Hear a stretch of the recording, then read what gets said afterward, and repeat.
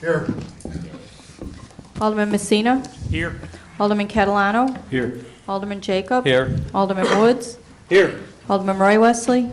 Here. Alderman Sismarski. Here. Alderman Eugene Wesley. Here. I declare quorum. Next, I need approval of the minutes for Planning and Zoning Committee meeting, regular meeting, September 10th, 2015. That is by motion. Second. Any corrections? All in favor? Aye. Opposed? Motion carries. Next is report and recommendation for water policy analyst, Director Cage. Yes, thank you, Chairman. I have a brief presentation for you regarding the well water policy. If I can, there we go. Did too well with this. Thank you. So just to jump ahead briefly and then come back. So what you see before you is a map. I know you have it in your packets, and we'll get to the numbers in just a second. Kind of shows the areas or the properties that are currently served by wells, private wells. So what we're looking at is, and I'll go back to that map just so you can get an idea. 140 properties on private wells, which is approximately 2% of all the parcels in the city of Wooddale. 9 parcels are non-residential, which represents 6% of the private wells. Generally speaking, those 9 parcels are located along Irving Park Road. We'll highlight those on the map in just a second. 9 of the residential parcels, which is 7%, are rental properties, multifamily, containing approximately 26 dwelling units. So just to reference those points, the darker shade of the single family residential located throughout the city of Wooddale. And then just a point of reference, I'm not that good with colors, but I'd say purplish to red to purple are the properties that I just mentioned that are non-residential, that are adjacent to Irving Park Road.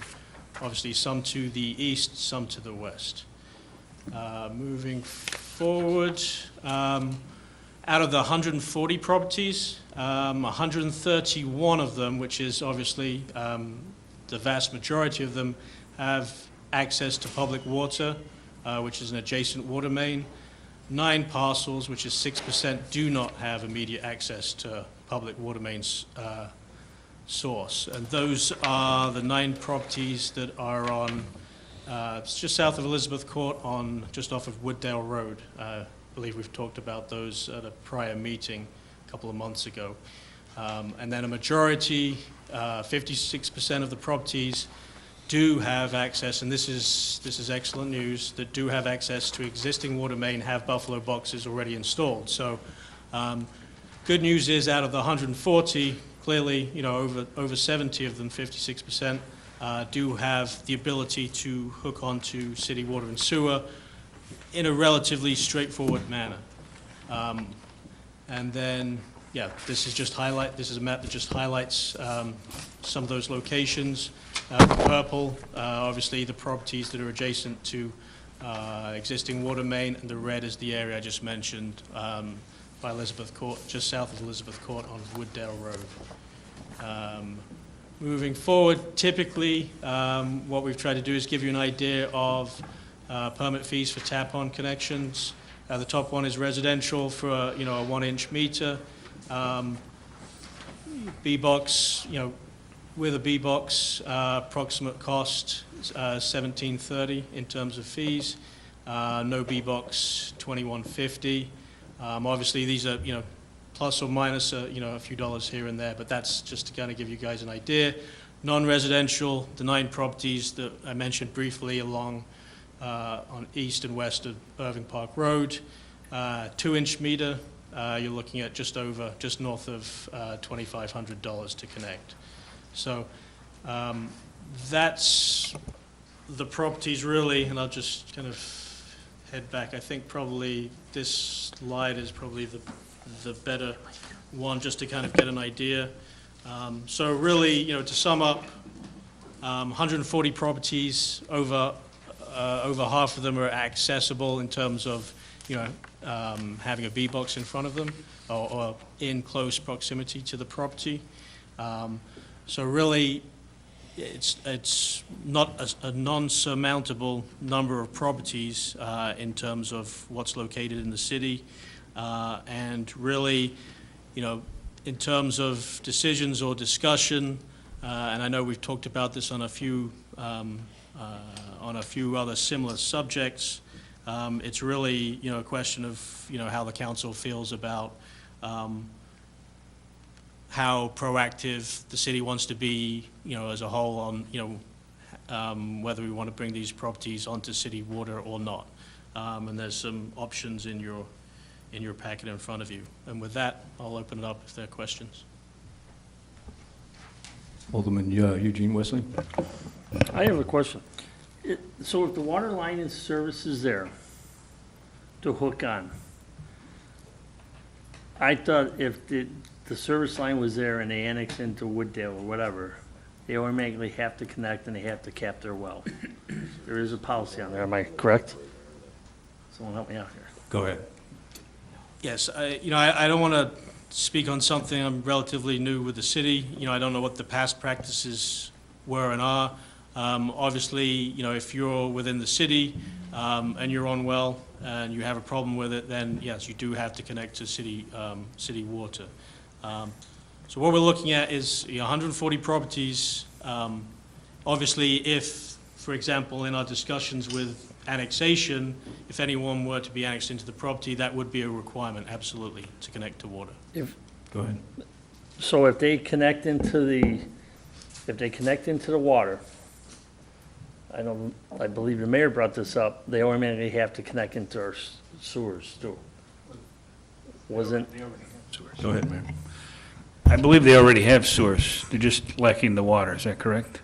no, For most of these? Right, this discussion is just for, Sewer only. this is just for, yes, this is just for private wells. There's another part of the discussion, which is sewer. The issue is really just making sure that we do our homework, coordinating with DuPage County to make sure that the numbers we have are accurate numbers. So we have, I'd say within a few, we have the accurate numbers for private wells. We have an idea on sewer only, but I don't want to give you that number until I confirm it. And, DuPage County has been very gracious in their time helping us to confirm our numbers, and I know that's a discussion we're having with them to get those other numbers I have firmed up. one more follow-up. Go ahead. So what if we have problems with, if they connect, if they got, let's word this right, if they have connected into our water already, okay? Okay. Because I'm finding right now, we've got septic fields failing out there in our, in our town. I'll tell you that right now. There's septic fields failing now, and now I'm getting complaints about smell throughout the area. There's one off of Elmhurst that you can smell it coming down Elmhurst. So how do we get those people automatically, if they connect to the water, how do we eliminate that, which is a health issue now? Well, if you're having issues with your private well, obviously, the logical connection is to connect to city water and sewer. City water. Obviously comes with a cost, and wanted to give you a breakdown of what it costs in terms of tap-on fees, but then there's the actual work itself. Again, I don't think he understood. The question was if they have city water now, okay, and at that time, I don't know when this happened, that they never tapped into to the sewer, they kept their septic fields, okay? How do we go after those people now to have them automatically tap in, get connected to the sanitation line? That's my key here. Right, because if you've got septic fields failing now, they already got city Wooddale water, how do we correct the issue on septic tanks? Mayor, They're go ahead. failing. I'm sorry. Wait, Go ahead. let me, there's a little confusion on this. The ones you're talking about here are specifically people who already are hooked up to the sewer but do not have water. Do not have city water. These guys are connected to the sewer but don't have water. So I take it, by listening to what you said, besides these, we also have people that have neither sewer or water, is that correct? Go ahead. Yes, we also have some other properties that are not on city sewer, so the question is, and that's what I want to do a bit more research on our end, is to get those specific numbers, so we can answer that question. Okay, how many are on wells, how many, private wells, how many are on septic systems, and are those essentially the same properties, or are they different? What are the numbers, what are the percentages? Alderman Sosmowski? These are all within the city proper, right? They're not unincorporated at all. Because Wesley brought up the fact that they had to hook up, but these are all on city proper, not unincorporated. These are, yes, these are all within the city, Okay. correct. And as far as what he's saying about the smell, you have every right to walk on that property that he's explaining and check it, don't you?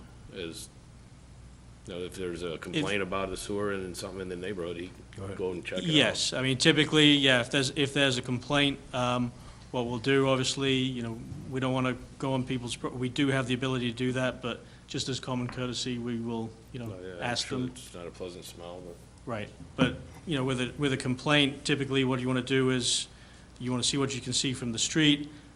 My personal preference is if, you always knock on the door, see if someone's home, just to let them know who you are, so that's not a surprise, but yes, you do have that ability. Alderman Jacob? Is it not city policy that if the septic, if it fails or the well fails, that they have to then hook up? Go ahead. Yes, I believe that is the policy. Okay, so for the ones that Wesley are talking about, I mean, if there's a problem with the septic system, we can force them to. Okay. Correct. Mayor? The reason this was brought up, since we're going with the annexation and looking to clean that up, we're also looking to clean up the sewer-only properties. But you know what? If we're going to do it, also the ones that are just, they have no sewer or water should be included as well, I would imagine. And maybe, really what you guys are probably looking for is, do we want to go forward? And if we do, then, strategic planning's coming up, CIP's coming up, all that stuff. The question is, does the council want to go forward? And I think the consensus I'm hearing is that, we want to do everything. But I don't want to speak for everybody, I mean. Ms. Murmas?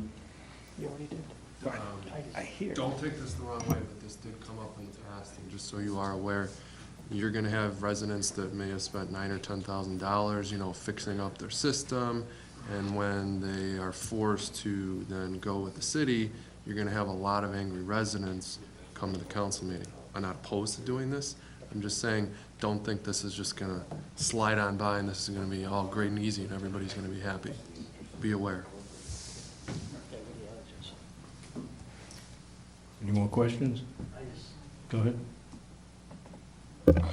I'll tell you one thing, this is a good start, but I would like it all together.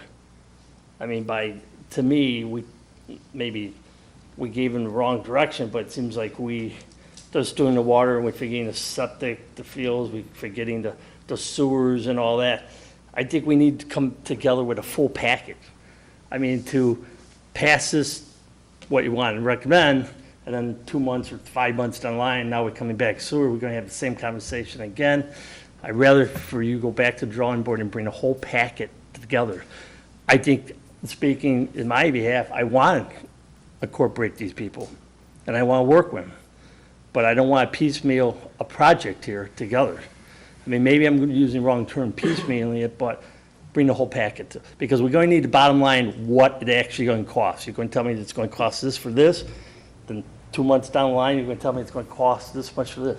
So I would recommend to put this on the back burner until you bring the whole packet together. So that would be a motion on the floor at the table at this time. Go ahead. Right, and, I agree with that. That's an excellent point. That's something that came up, as we were analyzing this the last few days.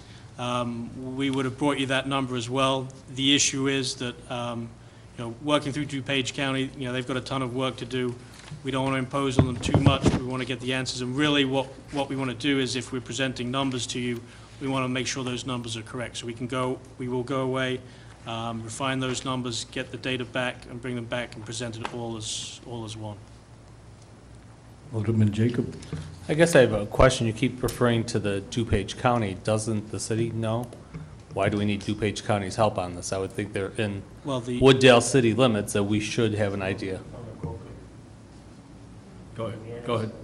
I mean, the easy answer is that the, well and septic fields go through DuPage County Health Department, so they have the records. They're not something it's not something that the city processes in terms of a permit for well and septic. That's something that goes through DuPage County. So I absolutely agree with your point, Alderman Jacob, that, the city has records, and really what we're doing is comparing the city's records with DuPage County's records, just to make sure that when we do bring you the number and the figures, that those numbers are as correct as they can be. Go ahead. Follow up. Just one quick follow-up. Alderman E. Wesley just said that that's unincorporated. These are properties that are in city limits. And- Correct. Okay, I just wanted to clarify that. Thank you. Alderman Woods? As was just said, I mean, these are all within the city limits. We're not talking about any of the unincorporated. We don't have anybody with a septic system that's incorporated in the city, do we? Yes, we do. Yes, you do. Well, a lot? How many? How many people? See, everybody knows, but we can't find out the answer. I don't know how many residents, but there's quite a few in this. Good. 10? There's 12 in my One ward at- home that I know. One at a time, please. Okay. Go ahead, Mr. I Kane. mean, just to reiterate the point, the direction was to move forward on bringing back, the specific numbers on who's on a private well system. I've heard a number of comments, and I agree, it's not something we want to do piecemeal. It became apparent in the last couple of days as we were, putting this information together, that having that other data would be very helpful, would help the discussion, and that's something we will do, coordinate with city staff and also with DuPage County, so when we come back, the numbers on all of these properties are presented to you, and then we can decide what, you can decide what decisions. So we had a motion on the floor on that? No, we didn't. We didn't have any motion. Just discussion. To move on to a discussion? Okay, so we want to, go ahead, Mayor. Well, I would really like to know what the council's thinking before staff spends any more time on this. Are we going to go forward? I mean, strategic planning is coming up in November, right? So will that give you plenty of time? Give us some numbers then, by chance? I mean, do we want to go forward, or are we just letting staff waste time on this? So let's have a I roll think we call. should have a consensus, some kind of direction. Go ahead. I want to go, believe me, I want to go forward with this, but before I make I want all the numbers. Right. I mean, I say continue to go with it. Okay, yes, go for it. Yes. Alderman Woods? No? I was just going to say, incrementally, do we like this idea? This is kind of the low-hanging fruit. And then we want to move to the next level, which is water and sewer. And then we want to move to the next level, which is annexation, water and sewer. So if we're going to try to, as Alderman Eugene Wesley said, not piecemeal and try to put it together, it's going to be such a big package, we're all going to sit here and go, we're not doing anything. So in part, I like the process of taking the first step. You've got, how many homes was it? I think my count was there's 80 homes that have B boxes on the property that can be hooked up. I mean, that's almost a no-brainer. I don't need to have an extensive study about, and that part's important too. I get it. But let's get what we can get at the least amount of cost and the least amount of, and we could still research the other and bring that back, but I don't want to kill this waiting for another report. And then when that one comes, we're going to go, well, now add that in annexation, put it all together, and then they go, well, that'll cost you $50 million. We're not doing anything. Mayor? Thank you. And that's why, let's put it together, we get a plan, nobody says we have to do every piece of it all at once, but at least then we know what numbers. It might take us 2 or 3 years, but we'll be able to get it done. Because we could do. That's what I was looking for, but if we don't have consensus on going forward, even in, doing it in sections, because let's face it, could be a significant amount of money, and we're gonna have to do it in sections. Why would have staff waste time if there's gonna be a big no, but I heard 2 yeses so far. Okay, so do we have a consensus going forward? Roll call? To go forward?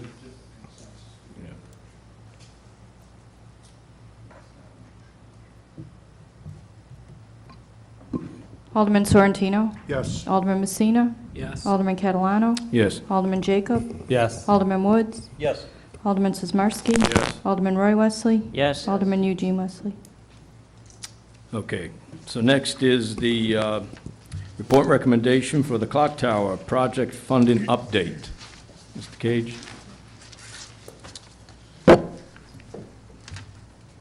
Yes, thank you. Let's see if I-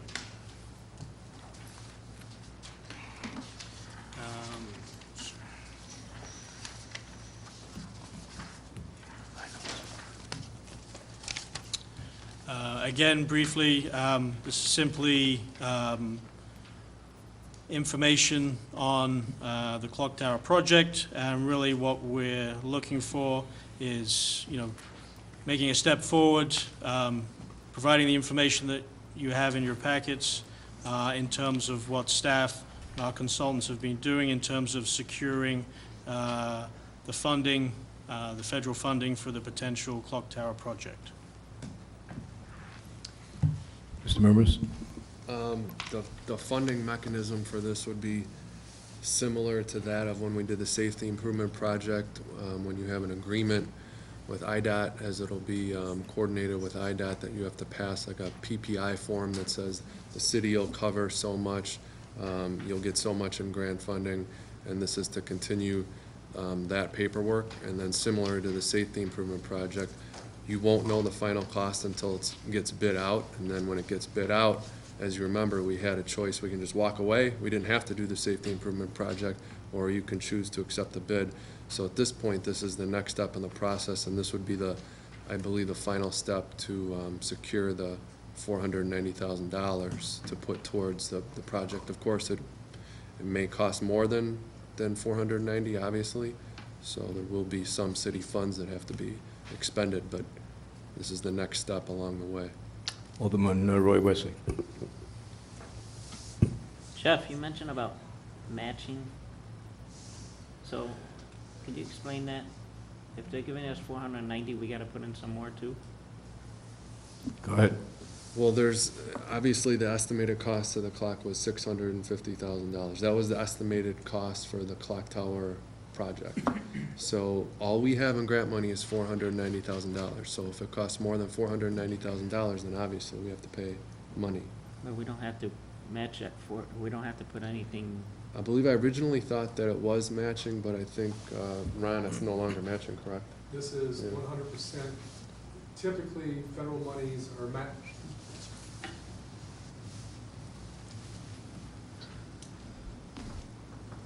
I need no announcements or just talk. Was everybody, Ron Kroll? Ron from Kroll, HR Green.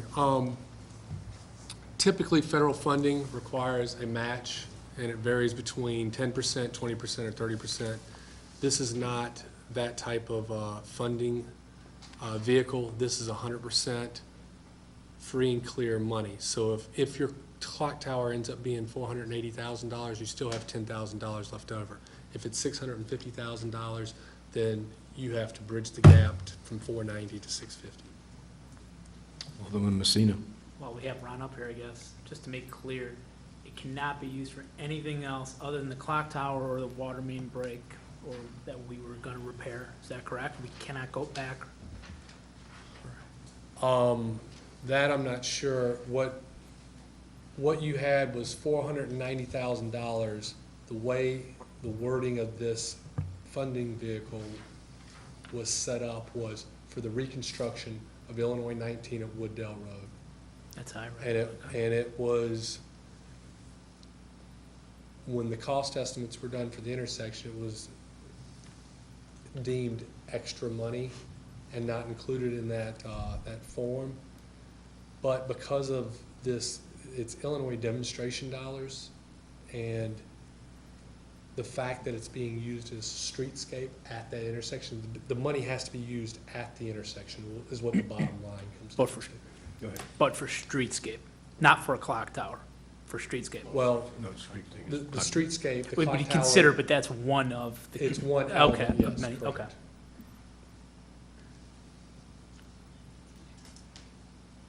Any other questions? No. Alderman Roy Wesley.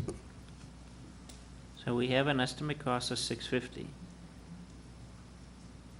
So what's the next step, getting the next number? And how Go ahead. much more do we have to pay these guys? Go ahead. So what we do is it's a process. IDOT needs certain certain engineering plans to move along in the process. So you have to have Euler present like an 80% design plan. So then they can review it and they could say, okay, yeah, this is an eligible project for us to release the funding. So we have to pass the PPI form or whatever. And they work off of Euler's estimate, the engineer's estimate, which was $650,000 for the project. Who, So we don't go to the next point until you get an actual bid for the project. Right now is estimated 650, so those are the numbers we work off of. And then if it's a different number, it's a different number. So we have to go through that process in order for us to know if we're going to get that grant. We have to go through all the paperwork process And and of do the course, and if design we don't work and get do the grant- everything, or else we would get nothing. Okay. So and if we don't get the grant, then we're not going to go forward with it. It's quite Well, simple. obviously. Yeah. Alderman Roy Wesley? what engineer came up with $650? I don't remember any engineer coming here and saying $650. I remember that guy from Euler, I guess. Go ahead. The design firm designing the clock came up with their design estimate of Yes. 650. But they're not an engineer. Well, they're a designer of the clock. Alderman Messina? So two questions. One, when was the initial design done by Euler?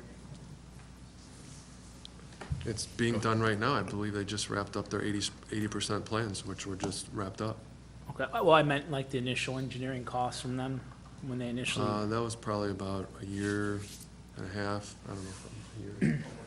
would we, Yeah, year and a half to 2 years probably. would we be able to get updated costs? Because it seems like magically over the last year and a half, all our costs have gone up on raw goods. Well, I think at the last meeting we had, they were just sticking to 650 at this time, and really, there's really no way to know until it goes out to bid. And there's no commitment until it goes out to bid anyway. You're not committing to anything. For the Oh, final no. step, though, is there any more costs that we have to give them, any more money we have to give them to get to that, to see this 80% plan No, that we've because been waiting you for? were under a design contract with them to take you to a certain point, which you already approved a Okay. year ago. Okay, There's no more funds that would be expended other than the ones you've already approved. so it's a no-brainer. So there's no cost involved. We need to move forward in order At to this figure out what point, it's going to at this cost. point, you can't lose anything Right, by okay. moving forward. It's not gonna hurt you. Alderman Jacob?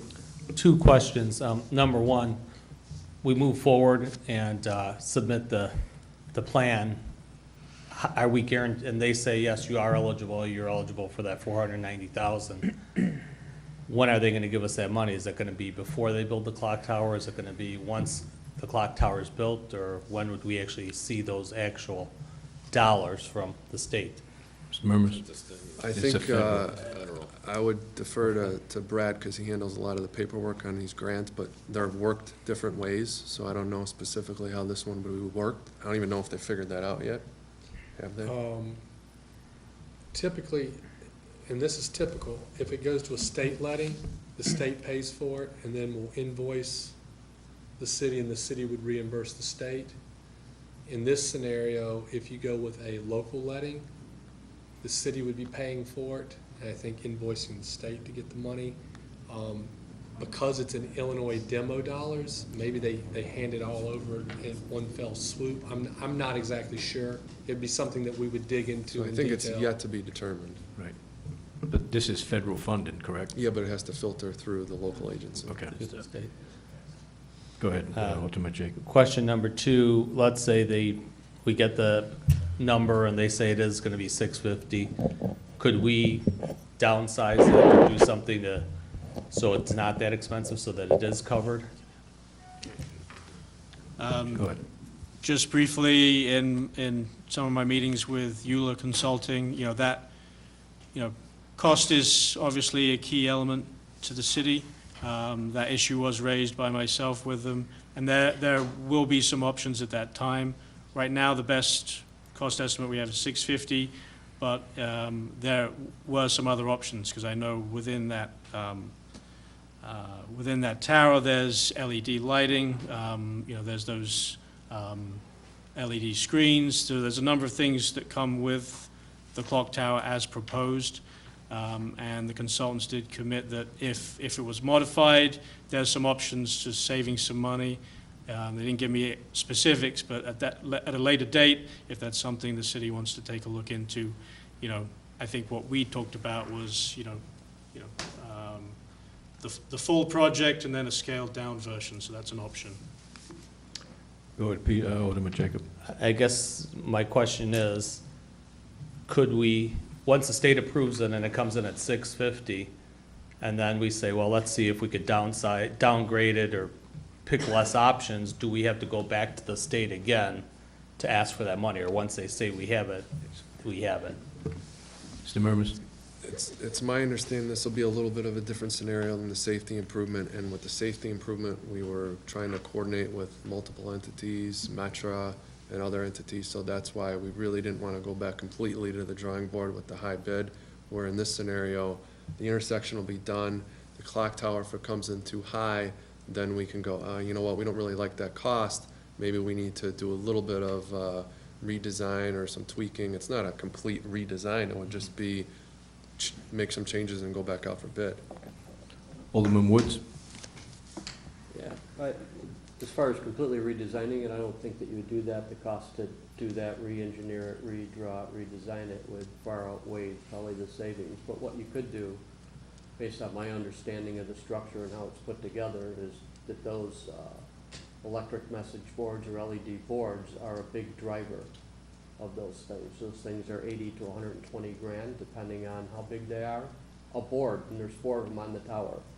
So simply, you could take a couple of the boards off. You could change the size of the board. You could say, there's brick behind it. It's not like there's a big hole in the tower, and put them on later, or go to a lesser board. There's different millimeter size of lights. Alderman Messina?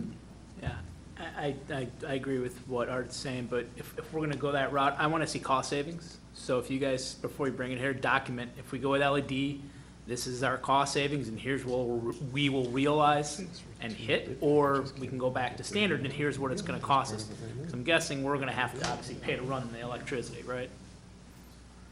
Go ahead. Yeah, I just checked with Ron just to confirm, but we can make bid options where we can have, bid option 1, 2, and 3 with the maybe 2 panels, 4 panels, this size panels, so we can put a couple bid alternatives, and then we'll know right off the bat.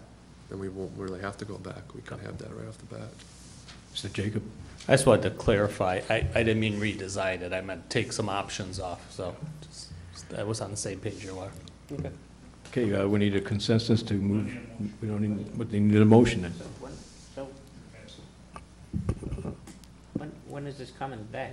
Hold on, go ahead. So the plan would be next Thursday, it would be that resolution for the PPI form, which on the PPI form, it says how much grant money there is, and then the engineer's or the designer's estimate has to be on the form for IDOT. So you work back from the 650 number. So it'll say $490,000 is from the grant, and then the difference of 220, 225, whatever, is the allocation that the city would be required to pay if it were over the amount of 490. But you're not required to pay it at all if you deny the bid. You can just walk away.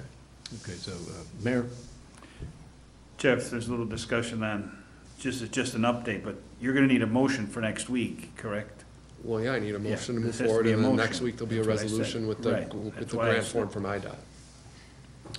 Okay, do we have a motion? So, I'll make the motion. Second. Who seconded it? Mike. Okay. Let's have a roll call on so, that. wait, I got one more question. Go ahead. So when are they gonna be done with the 80%? When are we gonna see that? When are we gonna be Go done with ahead. them? I believe they're done with the, And what are we gonna do if their numbers are way off? Go ahead. well, we just kind of discussed that. We're gonna have 2 or 3 different bid options. I understand And that. then if their numbers are way off, we wouldn't find out until it's Yeah, but we're bid. getting the numbers from Euler. Okay.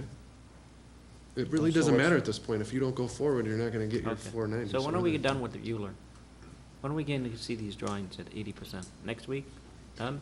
When I talked to you. Who has 'em? Yesterday, 80% was supposed to be done on Friday. They'll be submitting to y'all, not us.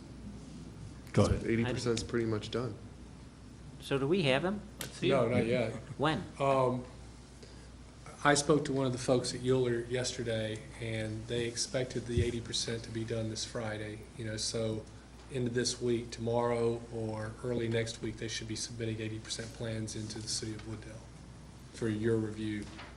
Now, I am not under the impression there's a cost estimate coming in. These are the 80% structural plans, location plans. I don't know that they're gonna be doing another engineer's opinion of cost, but But isn't that in our contract? I don't know what's in your contract with Euler. I mean, Can we have, Hold on, one at a time. here we're gonna go vote on something do a resolution, and we're gonna pay attorney to do this, and we don't even see this stuff yet. Go ahead.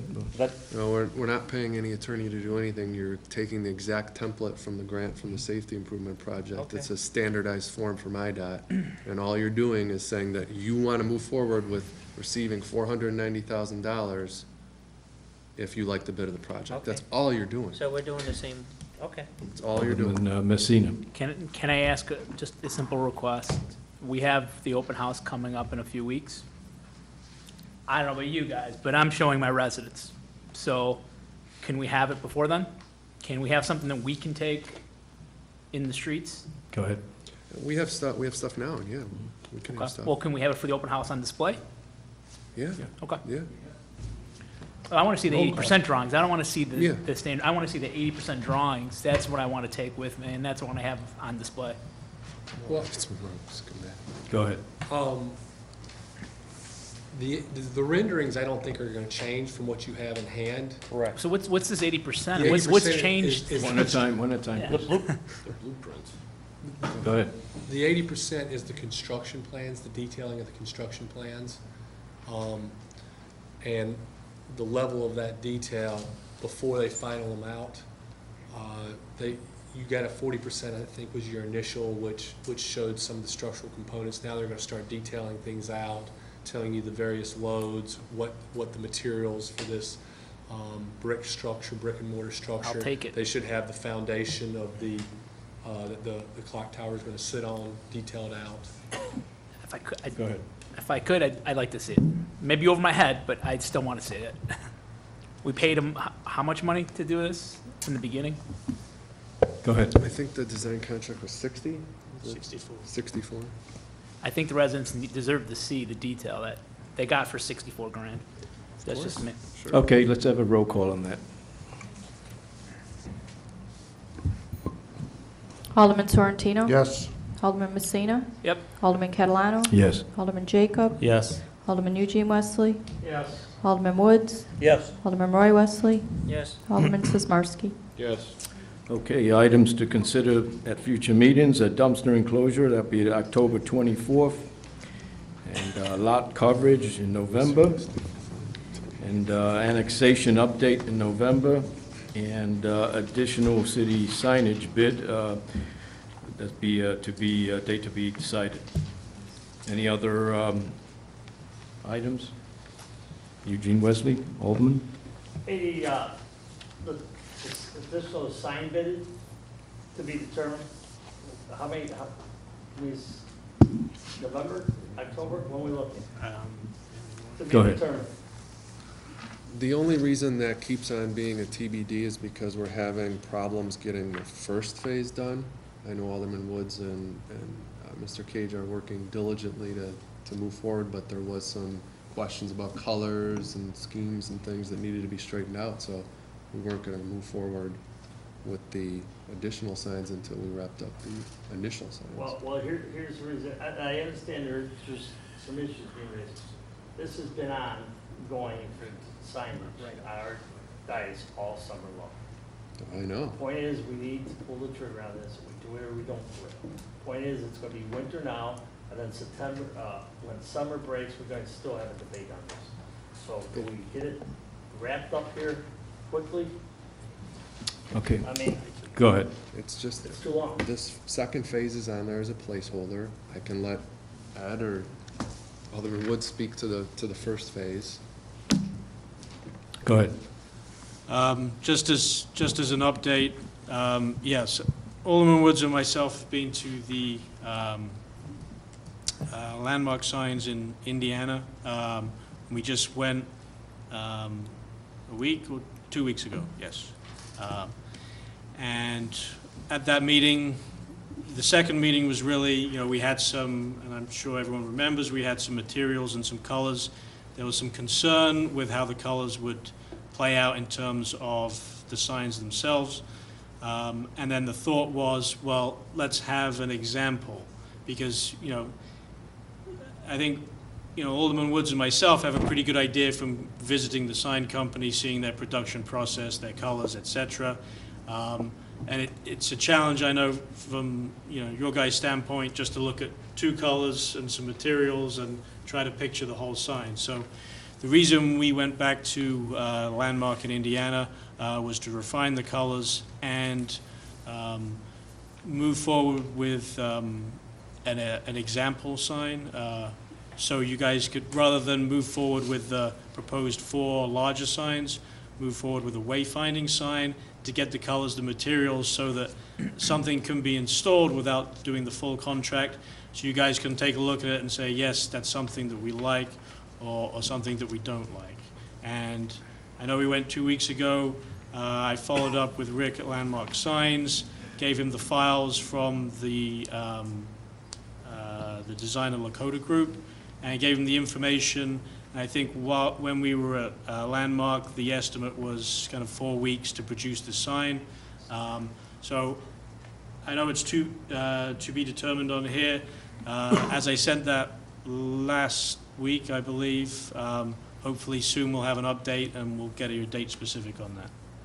And believe me, I appreciate all your hard work and art by putting it together, but we've been talking about this all summer. I know. Well, pretty soon we'll have an example installed not far from City Hall. You guys can see the materials, the colors, and then you can say, yes, this is the way we want to go, or no, this is not what I expected. Mayor? And basically, that's what happened. They brought the colors here. We all saw the brown. I don't think anybody liked the brown that they sent us, so that's why they went back, and now that's why we're getting this smaller sign Yes. that we'll all be able to see, which is supposed to have a richer type look, like the ones in the pictures. Otherwise, we would have put up the big sign and nobody would have liked it. That would have been a waste of money. Alderman Sismarski? Yes, for Jeff, you got Flood Brothers would like to come in and give a demonstration or speak to the council about garbage. If you can find a time that you can come in and speak to the council. Yeah, Public Works, Finance, wherever it needs to go. Alderman Jacob? Just want to find out when, since we talked about the whole well and septic, what's the time frame? Are we going to have that before strategic planning, or could we get any type of time frame on that? When we're going to have an update on that?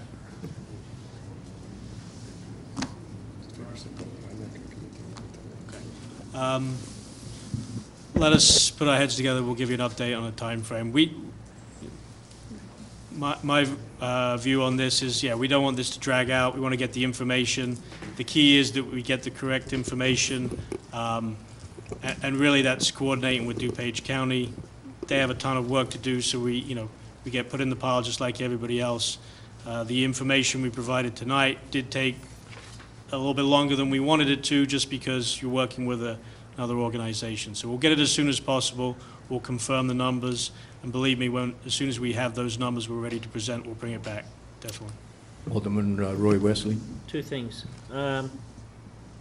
there's a lot of businesses that are doing their parking lots for seal coating. They're putting the handicap spots away from the buildings. I mean, can't we enforce these guys to put their handicaps where they're supposed to be, the closest to the building? Go ahead. I think there's a code on that somewhere. Yes, there's a state of Illinois ADA code on it, and we've had a number of complaints on a number of businesses that have either had their parking lot striped and it's faded, or haven't had their parking lot striped. I know a couple of examples of businesses that recently have restriped their parking lot to reflect or to designate those handicap parking spaces. Some of them have done them correctly, some of them have not. So we'll be following up with the ones who have not, and I know of another instance where there is a business that needs to do it. Go ahead. There's one particular business, I'm not going to say who it is, but it's been all summer. You can't see the lines in their parking lot anymore. I know the one you're talking about, and yes, we will correct it. And, I mean, is it going to be done this year? It should be. It should be, absolutely. Yeah, I mean, it's a state of Illinois code. What we do is make them aware of it. That's something that they absolutely should comply with. I mean, the businesses that we're talking about have been made absolutely clear by the Community Development Department that they need to comply with these codes. And quite frankly, if they don't comply with the codes, then they can be fined. It will be this year? I mean, I'm not personally doing the striping, so I'm not going to commit to that. Are you going to fine them this year if it's not done? Well, I'll be talking to the state of Illinois, and we'll follow their process. So, that's something, it's their legal requirement. Our purpose or our way is to enforce those regulations, and if people don't enforce them, just like with any of our other codes, then they get citations. So to answer your question in a shorter way, yes. Okay, Mr. Jacob? But one more thing. One more thing. The inspections for business license with the fire department. We're supposed to have that done, all the businesses done within a year, correct? That's it's an ongoing process. It has started. I know we've been including the reports, certainly the community development reports, in the manager's report. So it's underway. I know we have a time frame that we talked about. It's certainly my intent to get it done within that time frame. I would like to see a report to the council here Okay. in the 6-month period. Okay. See where we are. Okay? Yep, can do that. Okay, one more. Bright Oaks Memory Center, what's going on with that? Can we find out an update? We'll provide some information in the manager's report. Okay, thank you. Okay, I need a motion to adjourn. Second. All in favor? Aye. Opposed? Motion carries, we adjourn. Okay, I'd like to call the Public Works Committee to order. Let the minute taker show that the same members are present. Next, I'd like to make a motion to approve the minutes of the meeting September 10th, 2015. That is my motion. All in favor? Aye. Opposed? That carries. Next, report and recommendation, 2015 Street Sufficiency Study report from Hancock Engineering. Mr. York. Thank you very much. Today, we have before us Mr. Ed Salinga from Hancock Engineering, and he is here to present the 2015 street survey. Street survey was completed over the summer. This is informational. We'll use the information that is derived from this during our CIP and strategic planning process, so we don't really need to make any decisions about anything tonight. It's just basically how Mr. Salinga and the people at Hancock Engineering came up with the results of this study. So turn over to Mr. Salinga. Thank you, Matt. Good evening, everyone. Yes, my name is Ed Stolinga. I'm Vice President and Principal with the firm of Edwin Hancock Engineering. We've been municipal engineers, civil engineers since 1911. We've been in business over 100 years. I've been with the company since 1987, so I've been with them for 28 years, and we've got a regular staff of about 22. I'll get used to this advanced clicker. On behalf of the company, I'd like to thank you for the opportunity. We were requested to prepare a streets efficiency study or a street survey. And tonight I'd like to provide you with a verbal overview of the information found in the report and an explanation of how we arrived at the information. So a street survey provides a current snapshot of your street conditions overall, also a way to rank your streets for prioritizing your future paving programs, and it's an important decision-making tool for preparing your annual budget as well as looking ahead to your multi-year budgets. So I'll start with the process we use for developing the street report. We performed a visual evaluation and inventory of all 46 miles of the streets that are under the jurisdiction of the City of Wooddale and the 1.2 miles of alleys. Each street and alley was evaluated for its surface condition, the curb type, if any, and the estimated amount of replacement of curbs, the base type, and the estimated repairs to the base. And we also took a look at the ADA ramps at the intersections for compliance. So in the visual evaluation, oh, there we go. In the visual surface evaluation, we started with the pavement riding surface. That was given a rating between 1 and 10. In the interest of time, I'll just go quickly through these. Obviously, they're ranked 10 to 1, 10 being the best. 7 and up, well, 7 and 8 are good candidates for crack sealing. 6, 5, and 4 are would be typical resurfacing candidates. 3 is also potentially a resurfacing candidate, but depending on the condition of the base course, could possibly be a reconstruction.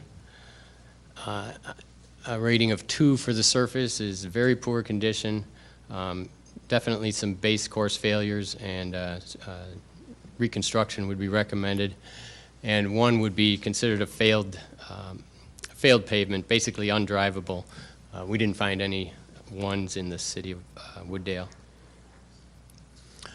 And then we evaluated the curb and gutter for each street, again, if there was curb and gutter, and we came up with an estimated amount of curb and gutter, basically a percentage of the length that we would recommend for replacement. And that would factor into our condition rating, which I'll go into in a minute. And we also evaluated the base. We didn't do cores or anything like that, but the base can be evaluated just by evidence from the surface, especially rutting and heavy alligator cracking indicates problems with the base course. And so we would estimate an area as a percentage of the street pavement. And again, we looked at the intersections for ADA compliance. These we included in our cost estimates because it's assumed that all the intersections would need to be ADA compliant if we were doing a resurfacing or reconstruction project. But we didn't factor them in our condition rating, so they didn't rank the streets up or down if they were in or out of compliance. And we also included inspector comments in our inspector logs, which we attached to the report as Appendix G. And those inspector logs are where you would find some of the numbers for our surface evaluations, the percent of curbs and the percent of base course recommended for replacement. And some of the inspector comments might be like a specific street address where on an otherwise good street, good condition, there might be an isolated pavement failure, and that's something we wanted to flag for, especially for public works, if they wanted to address those separately. This all resulted in a pavement condition rating. The surface rating was the heaviest factor in the pavement condition rating. So we basically multiplied the surface rating by a factor of 10 and then deducted points for the percentage of base patching and the percentage of curb and gutter replacement recommended. This note here about 40%, if we noted that more than 40% of the base looked like it needed to be patched or replaced, we would just up that to 100% and assume a reconstruction. And all of this was presented in the report, the 2015 street survey for the city of Wooddale. And again, the primary piece of information in this report, we feel, is the pavement condition rating. And that's presented in the report in a number of ways. Table format, we presented the condition rating, well, the streets, based on their condition rating from lowest to highest in Appendix A. And we assigned a color code for all of the condition ratings. You can see those in the report, but basically purple is the worst from 0 to roughly 40, red from 40 to 55, gold from 55 to 65, green, and then blue up to 100. We also listed these in alphabetical and geographical order, just for ease of reference. And then we included a map, also color-coded in the same color coding as presented in the tables, so you can reference back and forth. Then from these condition ratings, we presented a recommendation for improvement for every street, anything from reconstruction to resurfacing to crack sealing, and then some of the best streets, of course, the newest ones got no recommendation for improvement. I can go over these are the methods of improvement, just a brief overview of the three methods. Street reconstruction is basically a full depth replacement of both the surface and the base course. Sometimes the full curb and gutter is replaced, but if it's in good condition, it may be just patched. We found that, yes. Oh. Could I ask a quick question? Alderman Messina. Thank you, sir. Is that 12 inches they go deep on the reconstruction? Typically a little bit more than 12 inches, including the surface. Okay. And if we do a reconstruction, we recommend about 15 inches. It takes care of some of what may be left as bad soil, because you typically undercut some of the bad soil. That gets rid of some of it at a better cost. But that's typical, yeah, 12 to 15 inches. Okay, thanks. Mayor, please. Sorry, since we stopped talking about resurfacing. I saw in here you have basically a 2-inch surface normally when you're doing a street, but then if you're resurfacing, I saw it was 2.5 to 3 inches. So are you scraping some of the binder off when you're doing a resurface? Yes, I'm not sure where you saw 2 inches, but typically, yeah, anywhere from 2.5 to 3 inches is removed, and then two layers is put back. Both No, I'm talking about the resurface. Yes. So we scrape off some of the binder as well. Yes, you usually do get into the binder, Okay. yeah. Yeah, I mean, I've seen them done on the cheap where you do a very thin milling and resurfacing of one layer, but it never looks as good as, doing say a 2.5, 3 inch. Well, the way I was told is when we resurface, we scrape the top, we check the base, and if any soft spots, we replace those pieces. And here I noticed that you guys seem to go down a little lower, so. Oh, I agree. I think. Oh, sorry. I agree. Mayor, please. He's got to go. No, I asked. All right. Ed. Thank you. I believe what we're talking about is pretty much the same thing. The base course is typically a stone, an aggregate base, and then on top of that is binder, and then surface. a milling can get into the binder, and then we usually do a proof roll on the binder, and then we'll really see where the bad base is, and we'll dig out the base there. So, and in our evaluation, we found that about 5% of the length of the streets in the city would fall in the street reconstruction recommendation category. And then streets resurfacing, we discussed that pretty well, but we also would include intermittent repairs to the curb and gutters, sidewalks, driveways, and drainage structures in a street resurfacing. It would typically start with that, and then the surface is milled and 2 layers of asphalt put back. And then a crack sealing program is it's basically a program to extend the life of your pavement. For a crack sealing project, the cracks are routed, cleaned, and sealed with an asphalt sealer. It may include some minor isolated patching where we see failure, but it extends the life of the pavement by keeping the dirt and water out of the base and the surface. And about 45% of the streets we evaluated fell in this category. And of course, the newer streets, and you've got a lot of them, we recommend no improvement, of course. We noted about 25% of the streets required no improvement. We also provided estimated costs in the report. Every resurfacing or reconstruction project was estimated for costs, including engineering. Cost factors were applied for the projects based on the dimensions of the streets and any base, curb, or ADA ramps. We also assumed typical quantities for driveways, sidewalks, drainage structure repairs. And we used current construction prices from recent bid results. We've gone through a lot of bidding process this past year and prior years, so we applied those to the construction prices. And I want to stress that these estimates that are in the report are conservative, but they're rough. And the project estimates are really to be used for budgetary and decision-making purposes at this point. Again, the quantities were approximated.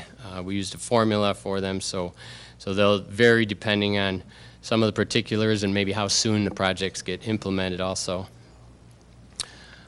Project costs would typically be estimated much better at the time the street project is being designed. And lastly, we offered a recommended multi-year paving plan and maintenance plan. We called it a 5-year improvement plan. It was developed assuming all of the streets that we recommend for improvement get done over these 5 years. The projects were prioritized over that 5-year plan strictly by their condition rating. And implementing the plan would call for an annual street paving budget of approximately $2 million a year. And again, this is meant as a tool for looking ahead at your street program. So, but the bottom line is if you were able to budget that full amount, you'd have, a city of great streets from brand new to excellent to really good condition within 5 years. And lastly, we prepared a 5-year maintenance plan or crack sealing plan. Again, crack sealing, we feel, prevents moisture from entering the base course where it really shortens the life of the pavement. It shortens the life structurally. It doesn't necessarily reduce the amount of resurfacing you'll have to do, but it definitely protects the base course, so your reconstruction will be further down the road. We recommended crack sealing for streets that are not too far gone, but in good enough condition that you can cost effectively extend the life of the pavement. And in this plan, we didn't feel that the order of streets is as critical as just getting a annual plan underway. So I'd be happy to answer any questions or hear your comments. Alderman Jacob. I have a question on here. On here it shows Dunlay, which it says 2011, and it rated a 46 in the red. I mean, I don't know, I know our Public Works Director wasn't here back in 2011, but I'm kind of wondering why that's not that old to be, is that a typo, or is that correct on that? Maybe the mayor could answer it possibly, or Jeff? Ed? I'm not sure about the year it was paved, but that one did stand out as something that, yeah, looking at the 2011, I wasn't sure that was correct. The years we applied from information from a prior report and with the assistance of Public Works, but we didn't delve any further into the history. Mr. York? Yeah, we did the best we could with the last major work dates. So some of them may be, you know, I think when the actual job comes up for work to actually be done, it's something that we really need to look at. We did the best we could with the last year project, plus we went through some of the notes and papers and stuff that we could find. So I wouldn't really worry so much about that column, the last major work date. It's more the condition of the street is the condition of the street, not doesn't really, shouldn't really matter too much on that one, on that date. So it's probably an error. I mean, it's a real far outlier, so it's probably not correct. Alderman Messina? You can go to Mr. Jacob. I have a slew of questions, so go ahead. Alderman Jacob? I was just kind of asking, if maybe the mayor or Eugene remembers that street. I don't remember anything major done over there. Yeah, I think the date might be incorrect. I don't remember anything in 2011. Yeah, I would have to look at it just to double check. It just doesn't sound right. It's probably not, so, but.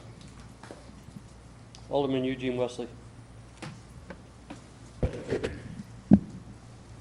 I will tell you, for all the years I sat here, this is probably the most in-depth street study we have done. I'm very happy with the street study. My question to you on page 2, index section E, you have a total bottom of $10,961,000. Is that for the whole entire project for all these years that it would cost us? Yes, that's a grand total of, I believe, all the paving and I mean the resurfacing and reconstruction projects. I think I kept the crack sealing projects separate, but yes, for everything that we recommend, reconstruction or resurfacing over the next 5 years, that's the grand total. Okay, I have 2 more, if you don't mind. Go ahead. Crack sealing, we did have that program at one time going on here. But our past Public Works Director said he didn't recommend it. It wasn't saving us any more money. We were actually throwing money out the window. So you, as an engineer, well, doing this study, you strongly recommend going back to the crack sealing in our committee?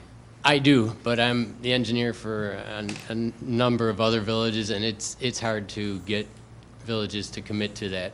I have to admit, but it is evident that, I mean, it's not just me. It's in the industry. It's recommended as a method to extend the life of the pavement overall. Again, I don't think it necessarily extends the time between resurfacing, because resurfacing is more of a maintenance issue also, but the underlying structure, the base course, to keep water out of that, especially over the winter.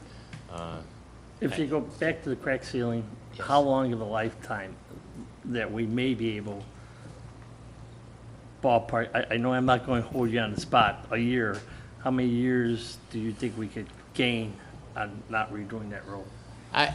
I would like to look at further at a study of those kind of things. I don't have that even in my head anywhere. I would, off the top of my head though, I'd estimate you'd probably get another 10% or so over the life of the pavement. Resurfacings are typically 15 to 20 years apart, but a reconstruction could be I mean, there's a lot that will cause a street to go bad requiring a reconstruction. And so I'd say that could vary anywhere between 20 and 60 years, you know, depending, so. Okay. So it's hard to evaluate that. Thank you very much. Is it quick? Same lines. Mayor, please. Along the same lines as Alderman Wesley here. I heard, some people say when you crack fill, the cracks come back even larger. I don't know, is that a myth or is that actually the truth? I mean, you did say that you have to clean it out, this, that, you set a procedure there. So I'm just curious. Well, I've gotten different opinions. I just want to hear what yours is. and I've never heard that stated.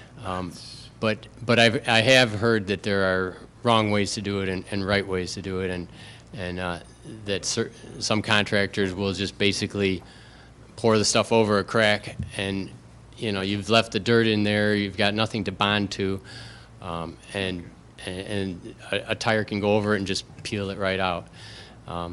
So it's got to be done right. Alderman Messina. Few questions. You guys kind of took one off the plate, but that 170 that you recommended, would you say it's aggressive compared to other municipalities you work with, or is that? To do that much? Yeah, a year.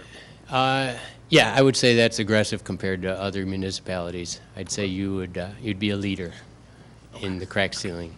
Okay. Next question I had. Many of them got answered. So that tipping point to go from resurfacing to reconstruction, if I remember right, what's that magic number? Is it like, I know there's a lot of other factors at 40%. We use 40% of base repair. In other words, if we see about 40% or more of really bad pavement indicating the base is bad underneath, then we estimate it's not cost effective to just do a resurfacing. But that said, if a street was being looked at for improvement, I would want to do more than just estimate it at 40%. I'd want to look at, maybe do some pavement cores to see if it really does require reconstruction. This is like a kid at Christmas, because I've been waiting for this report for like 6 months, so I'm going to ask a lot of questions so I can learn. But is there something the staff can do? I read something about there being like alligator lines or them to look at to kind of indicate early on if there's core issues?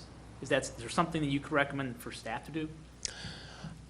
The only thing I think I would recommend outside of coming up with a paving program is if you've got streets in good condition, and we tried to note some of those, we've seen some pavement failures very localized on an otherwise really good looking street, and maybe you could just, I wouldn't say staff would do the work themselves, but they could arrange for a patching program to take care of just an isolated spot here or there. Okay. And I think that's it. Thank you. He beat you. Alderman Jacob. A question on, you had said 15 to 20 years. What about a street that has trucks on it? Like I know Potter Street is in my ward and trucks do drive on that. Is that, the life is less on something like that, or is it built differently? I was going to say, typically the life isn't less on it because typically you would design for those trucks and you'd have a thicker base structure underneath. You'd also have a thicker binder, maybe instead of 3 inches of asphalt total, you might have a 5 or even 6 inch of asphalt. But if it wasn't constructed properly in the first place, then yes, it's gonna come up more often for resurfacing than a residential street. Mayor, please. You just said reconstruction on 40% of the base being bad, but when you say 40, so if a street here is 40, it doesn't mean the base is 40% bad, right? Just Correct. clear that up. Correct. Right. That was in the only place you'll find the percentage of base repair is in the inspector logs. I think that's Appendix G. There you can find all of the individual ratings that we made as we were traveling the streets. And And the reason I brought up the 40% there is because you won't see anything between 40 and 100. If it was more than 40, we just assigned it 100% of the base to be repaired. Mr. York? And you also notice in your, in the different appendices, it'll say RS, that's resurfacing, and RC is reconstruction. Some of those notes got crossed out by the, some of the minute track information. The other one's crack sealing, CS, and then, what was the other one? I forget. So those, I mean, so if it's reconstruction, it's an it's rated as an RC, and if it's and a P was patching, yeah. So RS is a resurfacing, it's just a grind and overlay. Alderman Messina? When I read in there, some factors were weighted heavier than others. Do you have that weight scale?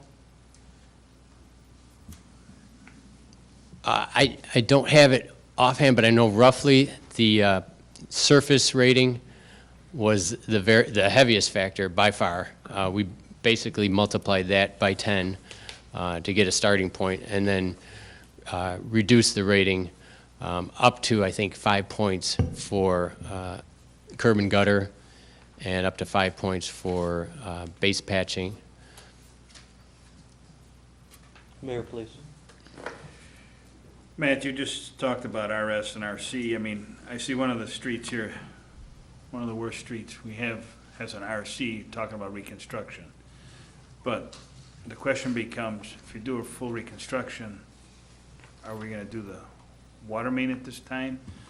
When you say reconstruction, are we doing the water mains, or, you know, because that's some of the questions we're gonna be talking about, strategic planning and how we're gonna handle water mains, and I don't know, maybe Mr. York? Yes, Mr. Salinga was not asked to have anything to do with the water mains or anything like that as part of this study. So his reconstruction, coding it as a reconstruction, that was just purely for the road. If the water main was brand new, if the water main was 100 years old, it didn't matter to him during the study. It was, does the road need to be fixed or not? And how does it need to be fixed? Does it need to be resurfaced or reconstructed? So nothing else about any other underground utilities was factored into this. We'll use this as part of the, as a tool to develop all the other portions of it. Mayor, please. I thought we were incorporating something here with the water mains. Isn't that I didn't understand correctly? Mr. York? Yeah, the utilities part is the above at-grade utilities. So it was manholes, it was storm sewer inlets. That was the utilities portion of this. I remember us talking about it during the RFP process. It's the at-grade utility structures, not the underground utilities. Okay, so we didn't, Mayor, please. so we didn't take into consideration age of water mains. No, all that will be considered as, this will be one part of the overall. So we have to know what the street is before we can deal with any of the other issues. Alderman Catalano? Does this include the striping and the walkways when you complete a street? Yes, it does. That's a minor cost on the overall scale of the project, but our cost estimates include a lot of things that we didn't discuss, but you know, the ADA ramps we talked about. I noticed there are some speed bumps. We would assume that if they were to remain, they would go back in place.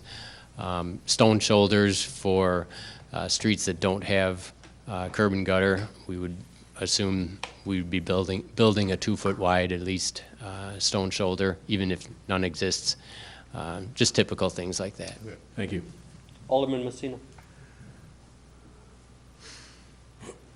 No? Alderman Jacob? Sir? Does this, I mean, this is, like Alderman Wesley said, this is a great study. Does this data get dumped into some system on the city software somewhere that, to be used for the future? Mr. York? Yeah, we're going to utilize it as it is right now. We're also going to be utilizing it in our asset management plan that we're in the process of doing some modifications to. So, but it'll be used as this will be a tool, just like any other tool that we have as we move forward, whether it be in here, in the asset management, City Works, or just bringing it to the strategic planning or the CIP meetings as we discuss these options. This is just one piece in our toolbox now. Alderman Eugene Wesley. I have one question for you, and then I'm done for the night on this. Trust me, it is. When we go out for bids on streets, do you recommend, knowing that you are an engineer, do you recommend, when we design a street, do you recommend us to engineer another street in case prices come back, stay like a year ahead? Say we do a reconstruction this year on one of these streets. Do you recommend engineering another street down in the same year for we could, if the price comes in lower, that we could throw the other street, or do you recommend? I'm asking you for engineer. I think I understand what you're saying is, with a given budget and not knowing how the prices will come in, would you recommend that you not only bid out the project you have in mind, but in case the prices come in very low and you've got room in your budget, you would maybe want to have another project ready to go, bid at the same time? Is that what you're asking? Yeah, that's what I'm asking. Do you recommend that we bid out, I mean, we spec out, say we take the two worst streets or whatever we pick out of here, or whatever we come out to. We do that street, and we also go out and engineer another street at the same time.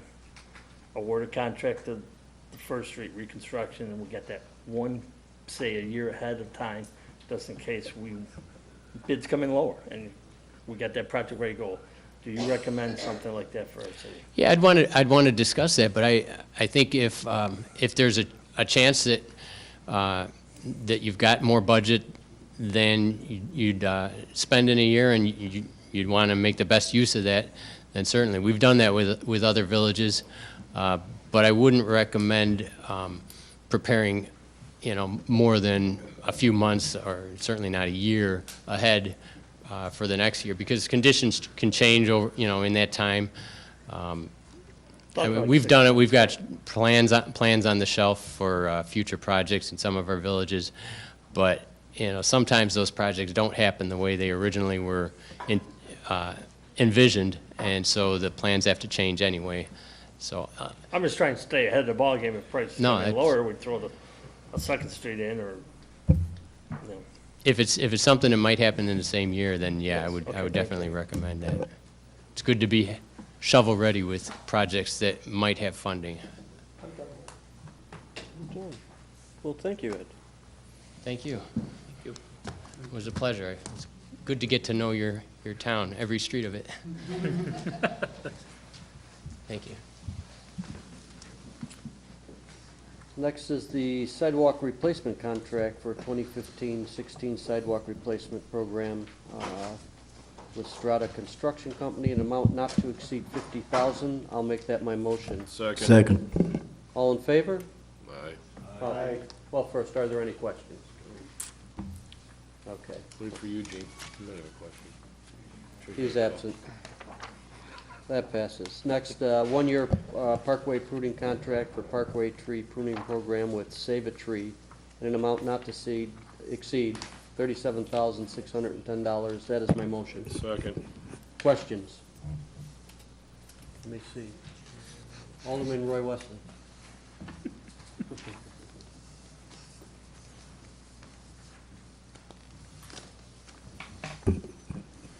Okay. Let me understand this. The first year is $37,000. Second year is $610. Second year is $33,151. Third year is $33,419.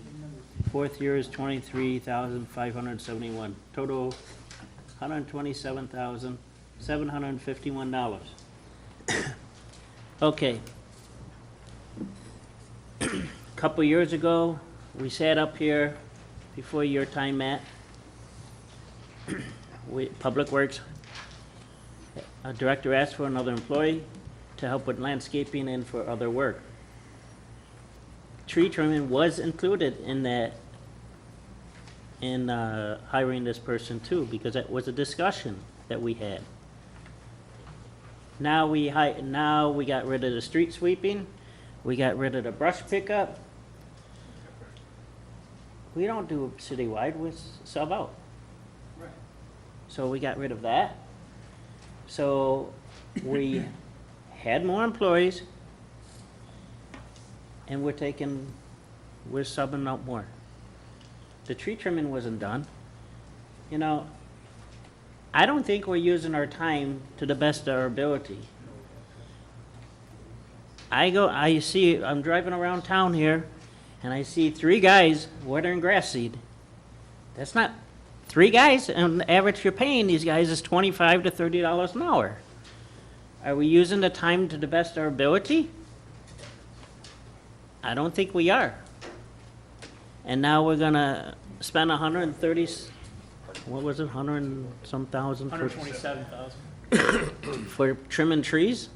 I agree that it has to get done, but then why do we have this extra person? Do we need it? We're subbing it all out.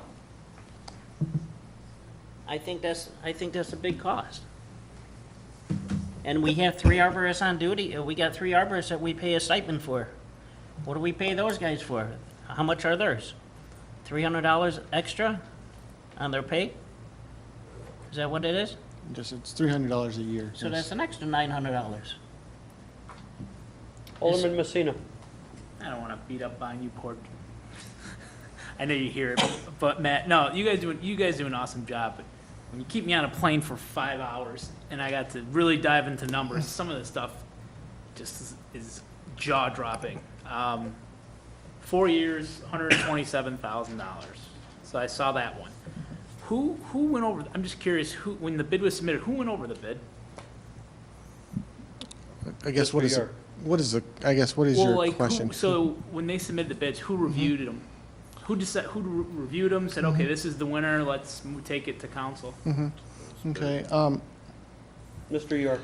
Yeah, it was reviewed by both myself and Mr. Rubach, the Assistant Public Works Director in charge of the streets and vehicle maintenance side. We looked at, we looked at low bid. Yeah. Obviously, Save a Tree was low bid. The Save a Tree guy, Save a Tree, by the way, is a national company. It's not a local company. It's not, it's not Steve and Joe's Save a Tree company. This is a big-time company all over, up and down the East Coast, and also in the Chicagoland area. So we looked at the Save a Tree guy, after hearing the bids read aloud, was extremely upset that he left, $60,000 on the table, which is a benefit for us. $37,000 to do the number of trees that we're asking them to do it's a good price. This is an extremely good price for them to come out and do trees. We're talking about 700 and some trees that we're going to have them be done. And I get it. I know it's a lot of streets. 46 miles. That's a lot of streets, and I get it. There's a lot of trees. I looked at this bid and I get it. I'm in business, so the more trees you do, you should get a better price, right? Mm-hmm. If you look at page 231, the guy jacked it. So he started up really high in year 1. Then I looked at year 2 and I'm like, okay, so we did more trees. He should give us a lower price, but he flipped it. And then he charged us double the price for some of these other trees. You didn't have to tell me it was an East Coast company. I kind of figured that. The way this bid is set up, I'm surprised you guys even came to council. I'm a little disappointed. To me, it's I think it's a waste of time because the way they stack it, if it's a 4-year bid, and correct me if I'm wrong, you shouldn't be having price differences every 4 years. Go ahead. But Mr. York. the issue is that every year is not the same. That's the thing. Different wards, right. I know Different that. wards, different types of trees, different sizes of trees, different quantities of trees in each size. They priced So it just on size of tree, though, not they- type of tree. They did it by size of tree. Right. So, yes, year 1, 40 inches and greater, 16 trees, $250. Okay? Year 2, 40 inches and greater, 2 trees, $500. Right. So if I'm gonna go out and I know that it's gonna take me, say it takes me an hour to do a 40-inch tree, okay? And I'm gonna go out there and it's gonna take me all this time to do it. I'm gonna make $37,000. Yeah, I'm gonna get a better rate because there's 16 of But look them. at the next ward. Yeah. Keep going, of course. But see, I get that, and I thought that. I'm like, of course, the trouble of going out to cut 2 trees, I get it, we're gonna pay the price, but the way they stacked it, as you got further along, it's like insane. So I did quick math, and you correct me if I'm wrong.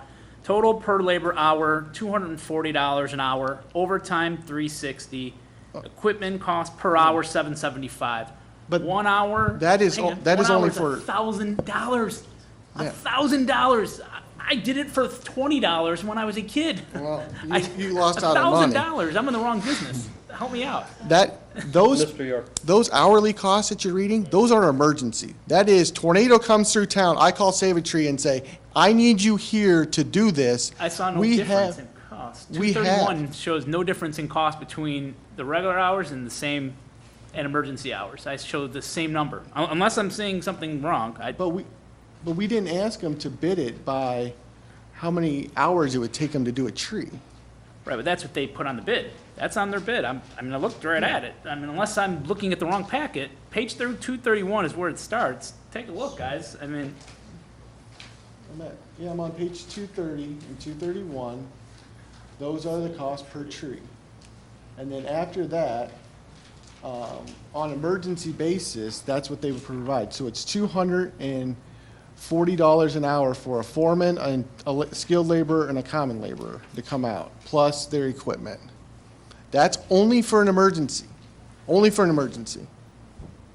I show cost per hour for, On what page are you on? I'm on page 235.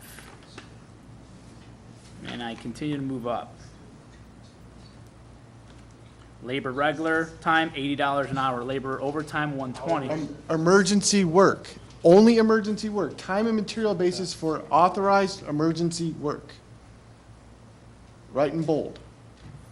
I see that, but I don't see anything. Yeah, right there for emergency. I see that.